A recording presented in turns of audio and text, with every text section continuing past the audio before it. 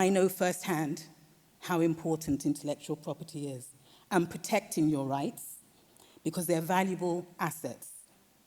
You can earn royalties, you can monetize them, and protecting your intellectual property also means that you can protect yourself from being hijacked from all those Shylocks out there. Registering your trademark, patent, or design will protect it from infringement by others, stop them using them, making, selling, or importing them without your permission, and ultimately, if necessary, help to defend your position in the courts. My first mark was registered in 2004, long before I really knew what it was that I was trying to do. In 2021, I registered another one, and I had to fight with the IPO to make sure that my design, my trademark was recognized, and because of the distinguishing features that my mark had, I was successful. And there's so many of you in this room who have something innovative that needs to be protected. And we heard about how very few women are being recognized for what they do. Well, one of the first and most important things that you need to do is to protect your innovation, and you can do that with intellectual property. So without further ado, I would like to introduce to you this morning Celia Bryan-Jacobson, who's a European and UK patent attorney in the UK. Now, taking the leaf out of Sigrider's book, I took a quick moment to check what Celia means, and it means heavenly. I think it would be heavenly if you ladies find out more about intellectual property, if you haven't already, and make it a point of business to register your marks, your patents, your designs, and your copyright. So our first session, all about raising awareness of IP. It's essential to uphold and strengthen our economies. And of course, IP is key. It's key in the role in innovation.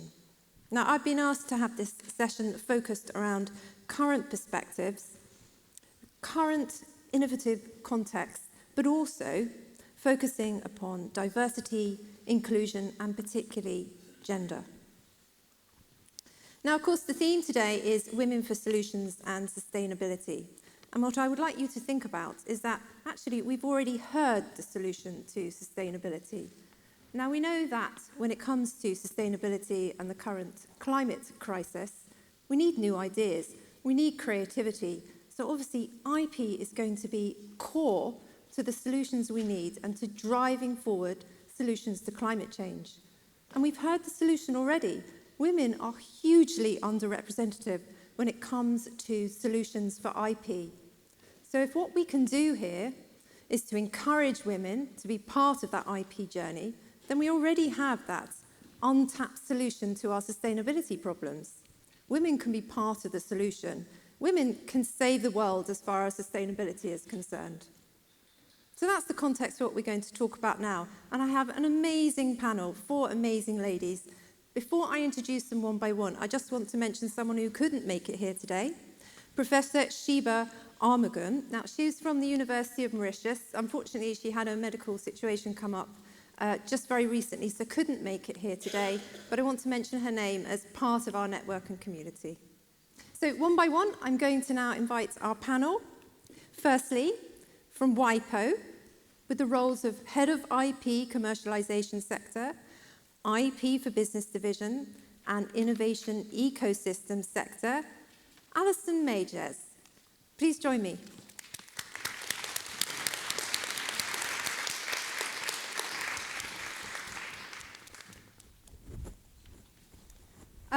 Second up, we're absolutely privileged to have the Director General of Iceland International Intellectual Property Office, Borghildur Erlingsdóttir.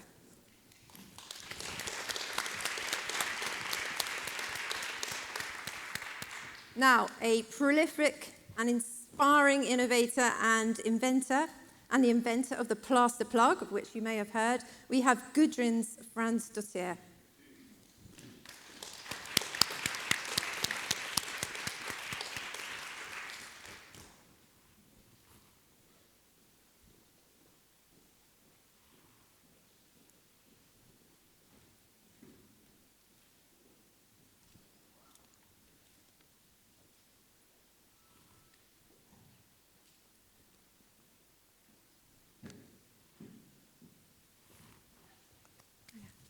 And finally, we have Professor of Architectural Engineering at the University of Bari and co-founder of Blocco. You may have seen the display here. We have Carla Chirantoni.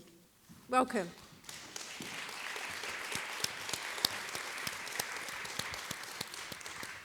Thank you. Now, I've put to the panel 4 different things we're going to talk about. And first off, we've heard very much about role models. I think you all agree, these ladies sitting here are fantastic. They are role models. So what I've asked them to do first is to introduce themselves in a little bit more detail and tell us about their IP journey, how IP has helped them and or their business, and their whole involvement in the field of IP. So I'm going to take them one by one and let them explain their story, and they can inspire us. So first, Alison, welcome. Tell us a little bit about yourself and how you're involved with IP. Well, thanks so much, Celia, and thank you to the organizers of GlobalWIIN. Really, it's a huge privilege to be here to hear everyone's stories, and I think an inspiration. And to me, this is how do we move this from idea to action? So, in terms of intellectual property, I came at IP completely by accident. And I think that's the case for a lot of people here in this room and beyond for innovators. I needed enough credits to be able to stay a full-time student, so naturally I was looking through the courses and tried to find something that was interesting to take, and I took a course in IP. And promptly forgot about it and was an engineer and had an engineering role. But I started to work in a research lab where intellectual property was incredibly important to protect what we did and how we engaged. And at some point, I fell in love with the idea of translating ideas into commercial assets. And I had a variety of roles in IP at a large multinational company, starting out as a patent analyst, moving on to IP strategy, political advocacy, mergers and acquisitions. And then a few years later, I wanted to have a different challenge in terms of that. And so I moved to the World Intellectual Property Organization to help build innovation ecosystems with countries. And so my first role there was to actually help work on legislation that helped improve the access of IP to individuals, to businesses, to universities. In all different ways. And then more recently, I've started to work with a team that helps make us smarter about the way we think about intellectual property from commercial businesses. And I just highlight 4 areas I work in.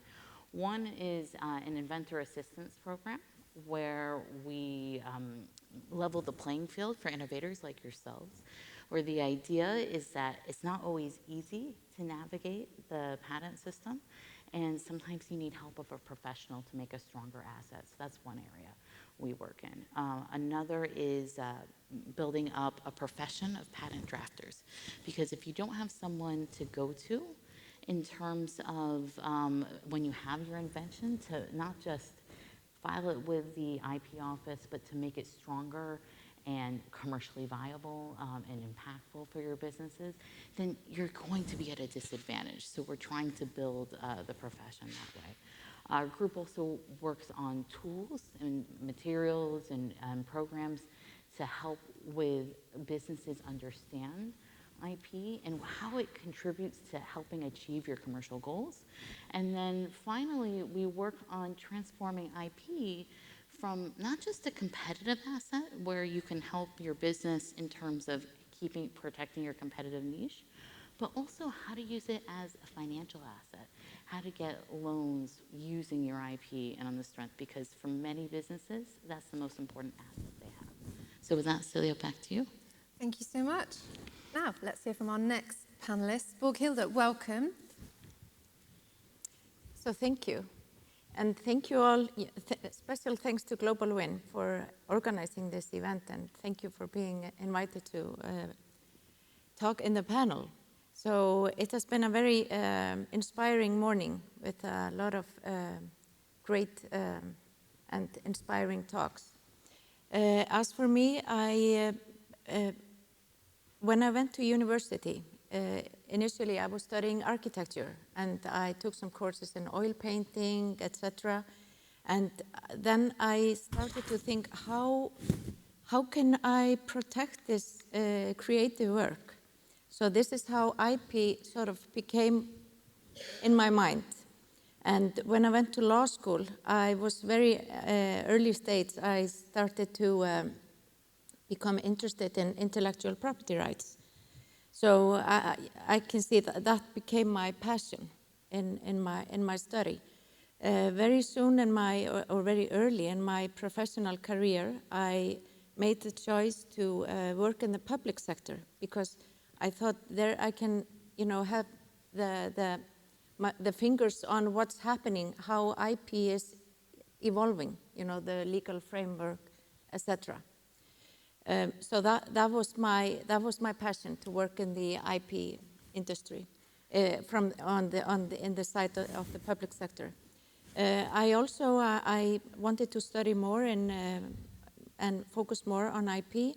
So I took my master's degree in Stanford University in California, and it was very inspiring to take the study there, because working it was in the year 2006, 2007, where it was basically a boiling pot for startup companies and innovation to be in the Silicon area. More than 10 years ago, I had the opportunity to apply for the position of the Director General of the Icelandic Intellectual Property Office. Prior to that, I had been the Head of Legal Affairs at the Patent Office. So I have been, I say today, I'm not a lawyer, I'm a manager. So I'm managing the Icelandic Intellectual Property Office, and I have always been very active on taking up different kinds of role, especially in the international field. So today I am chairman of the Nordic Patent Institute, which is an institute owned by Iceland, Denmark, and Norway. I have been chairing IP working groups in EFTA in Brussels. And maybe my biggest role in this international forum is I am the vice chairman of the Administrative Council in the European Patent Office. And it's quite interesting when we talk about the European Patent Office. I'm sure that most of you know about the European Patent Office, which has its headquarters in Munich. It's quite a big office. When I became the Director General of the Icelandic Intellectual Property Office, I had the responsibility to participate in the Administrative Council. And at the time, we were 7 out of 39 member states, 7 female Director Generals participating. So we were a true minor. Today, we are not half, but we are getting close to it. So today, we are always 50% of the women Director Generals within the offices in the European Patent Office. But, and I also wanted to tell you, last March this year, I had to take my duty as the chairman of the Administrative Council is always to be responsible for chairing the meetings if the chairman is not available. That's one of the duties. And last March, I was chairing the meeting for the first time, and it was the first time in the 50 years story of the European Patent Office that the Administrative Council was chaired by a woman. And so that was actually...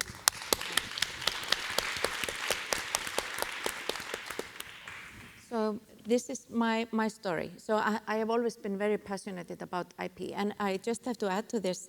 This morning, when I was listening to Hanna Birna, the former politician, saying that since she comes from this side, being in the politics, etc., she didn't think of herself as an inventor. And same for me. I have never thought about myself as an inventor, but maybe we are. Maybe we all are in this kind of, work, this kind of role. Thank you. Yes, I think we're all innovators in our own way, actually. So now, actually, to an innovator and inventor, Gudrun. Hello, how are you? Nice to be here, and Listen to all the lady this morning and man was marvelous. I invented the plastic plug, the easy way to fix a hole in the wall, 2006. I always thought this plug did exist, and when I was fixing my wall, which I always do and always have, big holes, I totally gave up and went to the store and said, please sell me the plastic plug. The guy looked at me and said, what are you talking about? Please sell me the plastic plug. No, we don't have it. Yes, you have. And I always had this in my mind, the shape of plastic plug. I said, it must exist. Why do I have it in my mind? No, it didn't. Within a week, I sit down at my kitchen table and created the first plug by cutting it out in, the chalk that children are playing with on the floor. That was the first prototype that I made. Next week, I went to this patent office and asked, what does this exist? Can you look for me? No, we don't find it. You have to go to a special patent office and go further on. And there I went to Árnason Factor, who take care of the patent for me, and they did a search. And they said to me when I met them, okay, it's gonna take about 2 weeks. I went home, 2 hours later I got an email, this does not exist. We're going forward with it. From there we went forward with the patent. We started with Iceland, and from Iceland we went to Europe. But Iceland was easy, a matter of speaking. Europe was a little bit difficult. From there, we had to wait. From there, we have to send a letter again. Why is this product better? How does this work? And so on and so on and so on. Patent is very expensive for individual, but I didn't give up, and I told them go forward with it, continue. Within 8 years, I got a whole patent for the world. But we had to choose from there where to go, which country we are going to go. But as an individual person, with no knowledge except I knew this product did work. I designed it as a buyer. I wanted to buy this product. And from there, because of my belief, and I knew where I was going, I got it. So the IP was very good for me. And also when I was talking to investors and talking to people who want to go with me, they always said to me, but you're a woman. I don't know how many times I got, but you're a woman. But I know I'm a woman. Why are they always telling me, but you're a woman? But it is, I was in a man's world because I was in a construction world. Why did you create it? Why not? Why are those people telling me something and I didn't understand it? This was a little bit difficult. But when they heard I got the IP, that was a different thing. Oh, you went forward. You did go forward. So this is my small story to begin with about IP. I got it. I did it, but you're a woman. Thank you. You are an inspiration. And finally, Carla. Okay.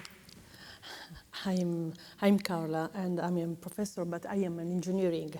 And my focal research is on housing construction, living space, and the spatial flexible component of housing.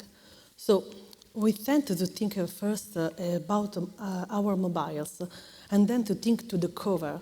The first is an object that has revolutionized our way of living. The second, although apparently irrelevant, has firstly responded to the need to protect the great idea, but today is become an object of great design. Innovation is the driving force of economy and society. It can be disruptive or incremental, but in both cases, it generates value and impact. Now, close your eyes, open your mind, and dream. Imagine a world where the space we live in can adapt to our change and needs in a way never seen before. Imagine walls that are not static, but flexible, like furniture that can be moved and rearranged at any time, and that can have inside them all plans and the technology of the future. Well, Blocco is here to make this revolutionary vision come true. Our e-walls are not just barriers, but highlight adaptable and technological advanced design elements. They can be easily assembled and with blocks made of sustainable material, reusable many times, and finally complete recyclable. Our journey has been incredibly exciting and challenging. We started from a bold idea and protect with IP, which gave us three advantages: competitive differentiation, attesting that no one before has solved that problem in that way. Aim to be able to transform the idea into a product or service appealing to the market. Capitalization, because the idea becomes tangible and investable asset. We turn our idea into two patents, Nexus and Netflix. We turn our patents into a spin-off company, Blocco SRL, an innovative startup born at the Politecnico University of Bari. But IP are not only a protection, they're also quality. Thanks to IP, we can participate in competitive calls to engineering our product. We can also create companies from different sectors that will support in the pre-commercialization phase.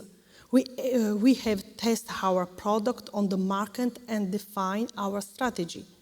There are the phases that we are currently facing and will face soon, with the goals of bringing our innovation of the world.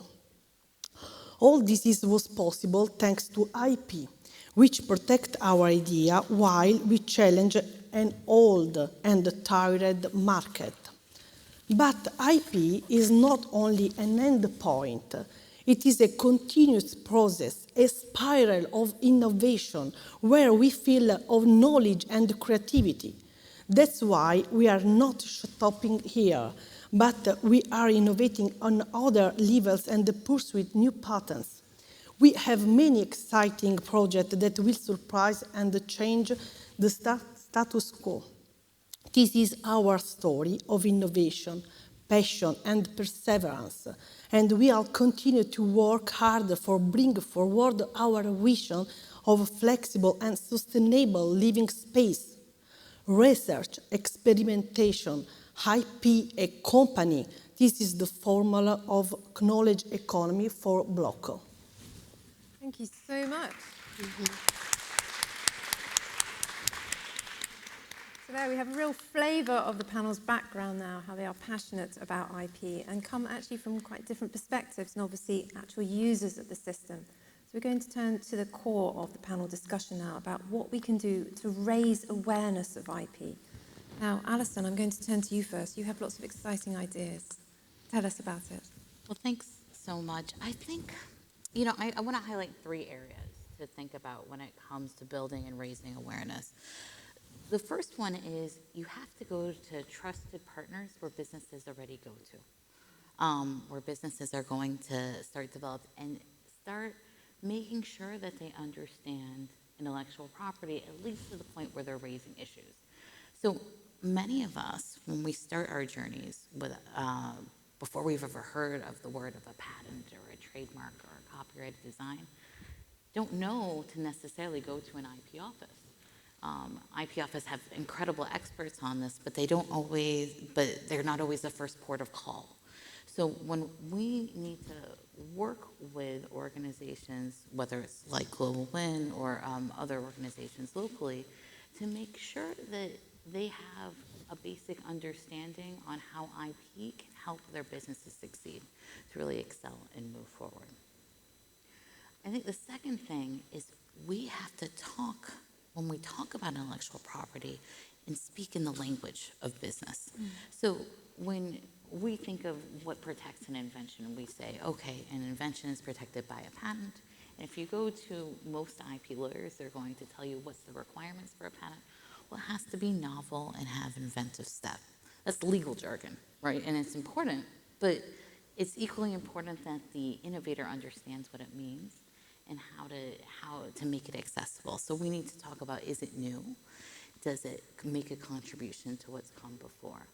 And what can that asset do for your business? Will it help you protect a competitive niche? Will it help you go to a supplier and have rights so that the supplier, who can make many, many, many copies of what you have, doesn't take over your idea? Does it mean that when you go to a better resource player, that you have that you have the ability to be on more of an even playing field? That's what intellectual property is about and what it can do for you. Are you thinking about how you're going to manufacture, how you're going to scale your business and build assets around that? So when we're talking about intellectual property, that's how we need to be able to talk about it. And then the third area I'd emphasize is, how do we make it accessible? So a lot of what my team focuses on is, how do we make interactions more cost-effective, more targeted in terms of what you need? There's a lot of basics out there that don't necessarily need professional support at the beginning, that can be learned from either outreach programs, from IP offices, from... let's see. Oh, I'm so sorry. Thank you for bringing that up. Hopefully, is this better? Okay, wonderful. So I was saying that we need to be thinking about how we make IP accessible overall. So in other words, is it affordable, and can we make those interactions more cost effective? So what we focus on in our team is to be able to build things so that you can figure out what the issues are, the primary issues on your own. So when you're going to a professional, that you're having an interaction that is already well thought out, that you're not just going to exploratory, it's not exploratory surgery, so to speak, that you've really targeted and lasered in on what it is that you're going to need. And I think another aspect of that I just want to point out is we also need to be talking to financial institutions. What you have in terms of IP is, for many businesses, is the most important asset that you actually have at the end of the day.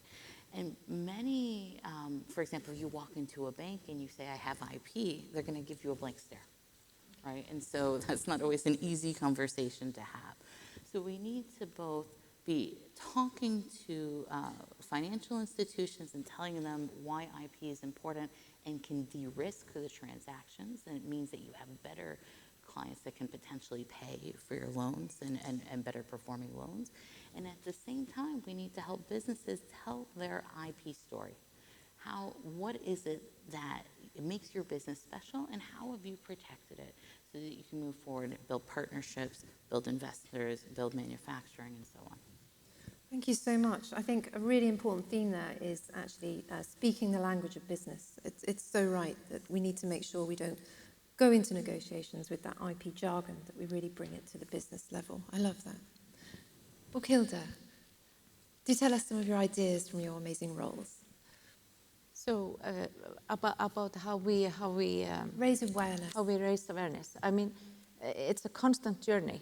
Yeah. So it never stops. It's something that we need to be constantly aware of, us who are in the IP business, that we need to raise the awareness. And one of the best things to raise awareness is doing it with success stories, with role models and success stories. But of course, talking about this, we also have to think, when do we start? Do we start at an early age in schools? Where do we start to talk about IP? And as was mentioned here earlier today, we have to bring this into the education. We have to bring the more like a hands-on inventive activeness in the education process. So, and IP should always be thought of first in any business. You should always think first IP. What is my IP? Is it the brand? Is it the name of my company? Is it a specific brand that I'm using or trademark that I'm using? Is it the design of the product? Is it the invention that I'm using? Is it new? Is it different from anything else basically in the world? So this is something that everyone should think about, and then just make a decision. What do I want to do with it? Do I want to go the journey of applying for trademark, design, or patent? If not, just make that decision and be aware of it. And of course, IP today is more and more, when you're getting financing, you are asked for what is your IP? How do you secure your IP? And it can be the most valuable asset of any company. And some people say, well, business is all about protecting your IP as well. And IP is a business tool. You can use it. Most of you know already that how you can use the IP. But the biggest thing is to make a decision what you will do with your IP. And talking about success stories, there is one recent story here in Iceland.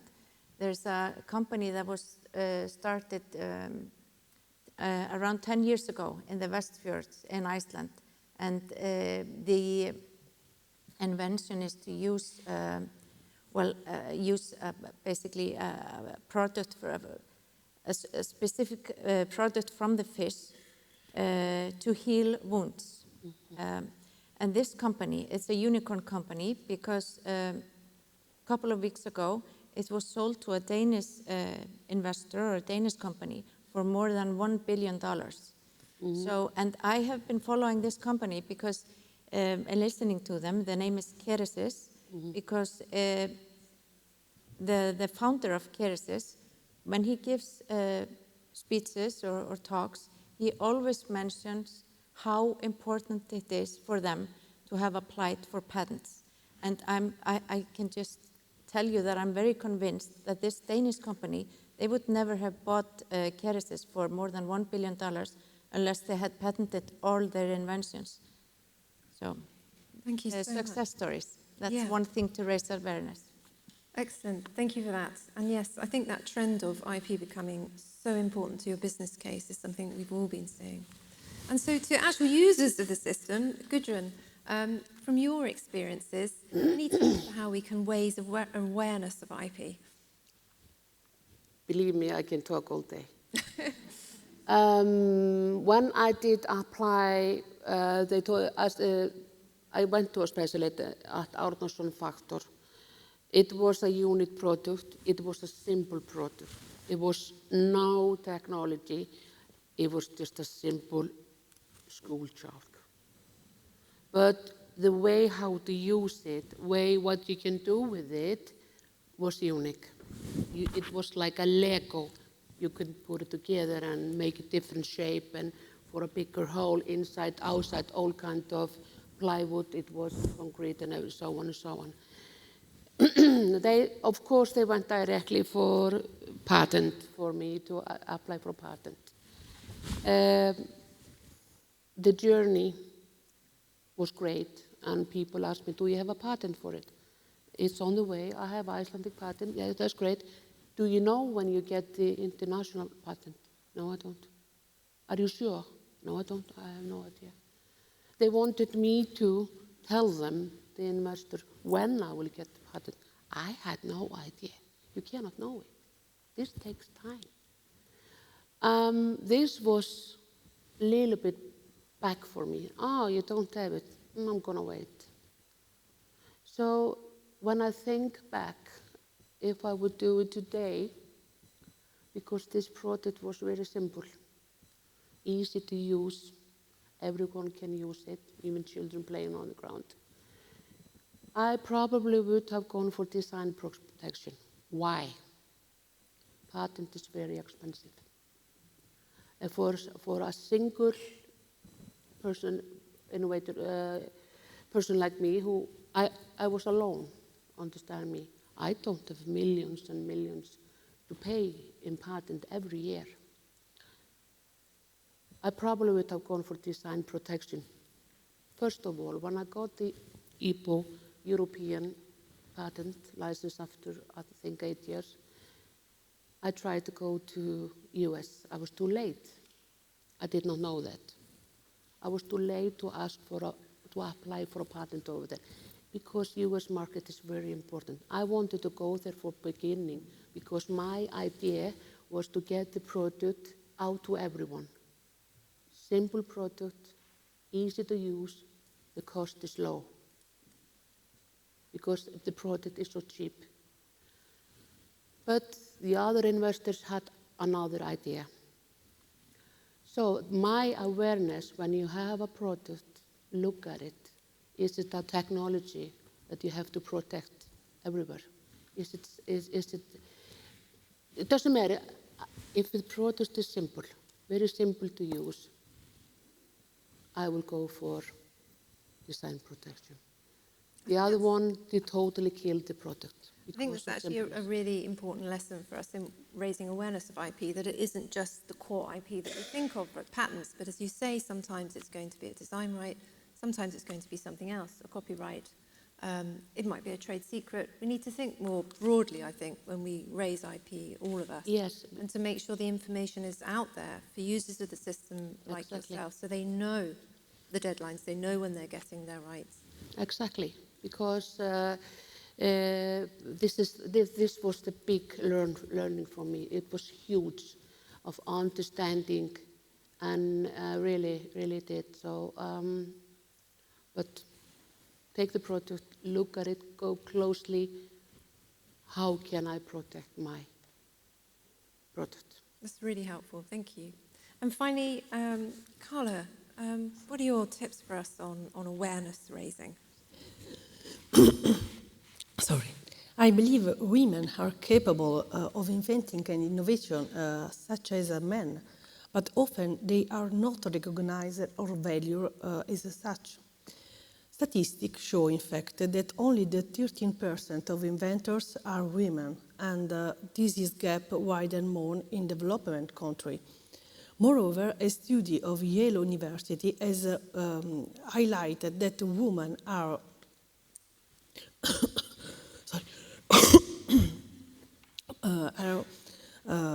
are more likely to obtain a patent if the evaluators don't know their gender. This means that there are prejudice and cultural barriers to hire women inventors. How we can overcome them? For me, is only my idea. Some possible solution make adopting a blind review system in patent application, as already happens in the scientific research. Raising awareness among women about the value of IP is a tool for empowerment and entrepreneurial development. Creating network among women and mentoring. Sorry, I am very amazing to stay here, but I'm a little bit embarrassed. Sorry. Oh, you're doing really well.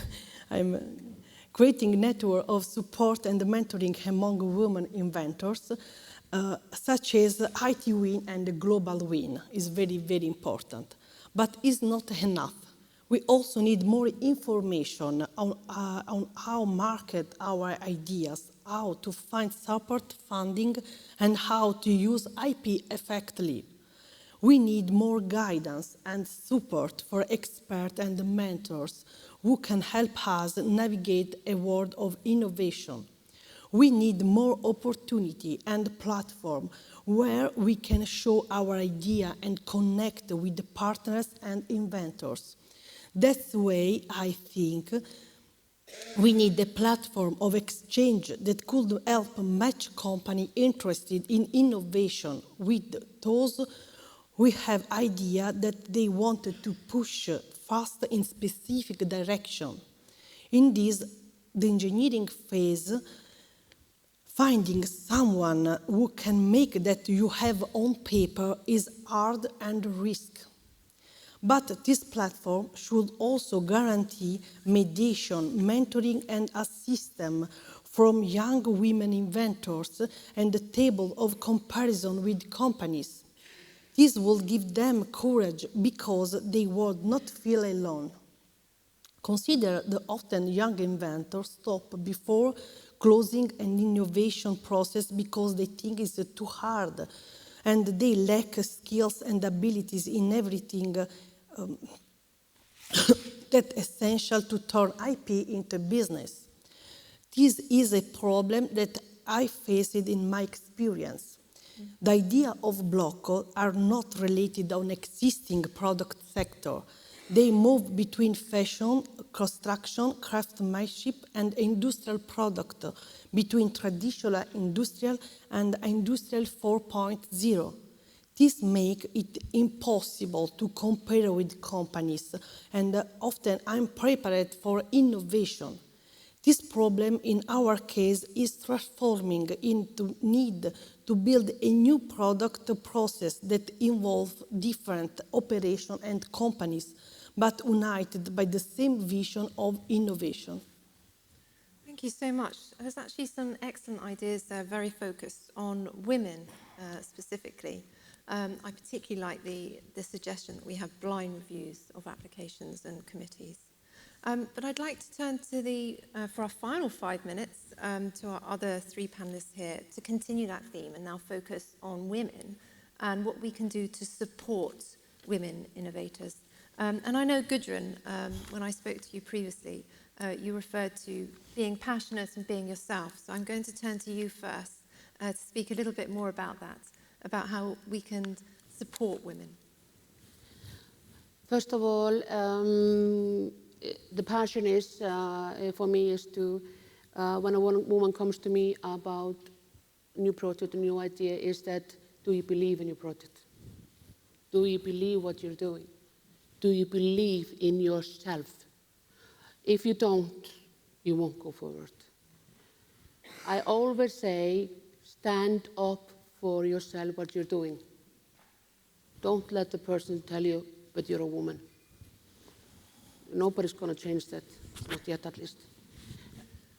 The thing is, this is to every woman, is that you have to stand up for yourself, no matter what. If you believe in the project, go for it. A lot of people are going to tell you it won't work. You're going to tell them it will work. If you don't go any further.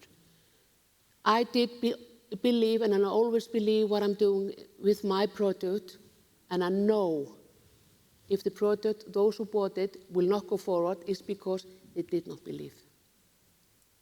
And I will never, ever let anyone tell me, you cannot do it. This is my passion for every woman. Believe, believe, believe. So there you go, passion and belief in yourself. I think if we take 2 things away, it's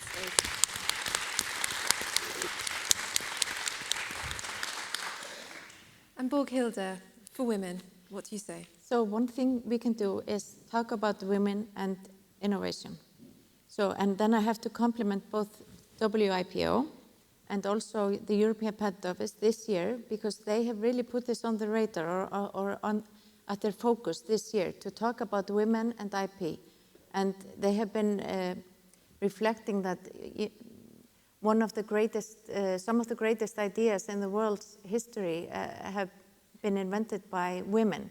But the fact is that around 20% of owners of design rights in the database at WIPO are women, only 20%. And around 13% of patent applications, we have, it's stated that the women are inventors. So we are obviously missing out. It's a loss for economy and loss for society that we are not having women as inventors, because I absolutely convinced that, for example, in Iceland, I know that more than 50%, around 60% of women studying science, medicine, etc., are women today. So the ratio is getting pro-women in the university. But we need to get it out there. For some reason, women, we are lacking women in this field. What can we do? We can raise the awareness and we can talk about it. And one thing, as I mentioned, compliment WIPO and EPO for bringing this on the radar this year. Thank you so much. And finally to Alison. Yeah, this is near and dear in my heart. I have 3 daughters, and each of them could tell you about IP, possibly because during the pandemic they heard me give probably some of the same speeches over and over again. Bring it up, right? I think IP is everywhere, and I challenge you to go look around and watch television, watch a movie, look around you at a museum. You will find IP stories everywhere. I don't know if we can pull up just a couple of slides that I have. I just wanted to share 2 things. One is, at the World Intellectual Property Organization, we do have an IP and gender action plan. And among that, some of it is raising awareness at the political level, right? It's not enough to just say, we have IP, we have a problem. Let's show them the numbers, show them the data, and get help in terms of moving it forward. There's a study that was done by some of my colleagues. It's going to take 35 years globally to reach gender parity for patents. And in Europe, in Oceania, it's 65 years from now. So that's an awful lot of time. And so we need to be talking about this at the political level and at the on the ground level.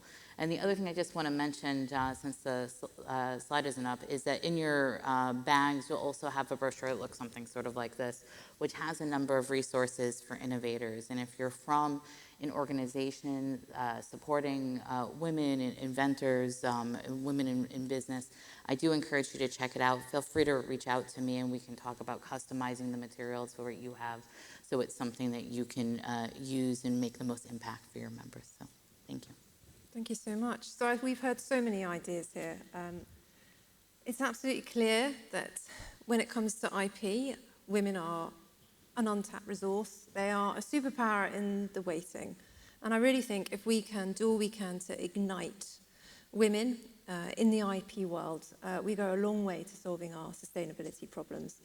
I'd like to leave with a final thought, though, that perhaps not just that women can help on that, but they're essential. Is sustainability really sustainable without women? You know what, world? I don't think you can do it without us. So I'd like us all to think about taking responsibility for that and really working with these networks. And then together I think that we can solve these problems and bring women up. So I'd like you all to join me with a round of applause for my fantastic panel members. Remember, your IP is an asset, and it's probably one of the most fundamental things that your bank manager or an investor is going to be interested in. And it's very important to be passionate, tenacious, and persistent. And if you're not a member of GlobalWIIN, can I encourage you to join? Because intellectual property is one of the fundamental support that GWIN offers, and we have some pro bono support that is available to members. So please don't hesitate and take advantage of the other members and let us do what we were advised earlier today to support one another. Thank you very much.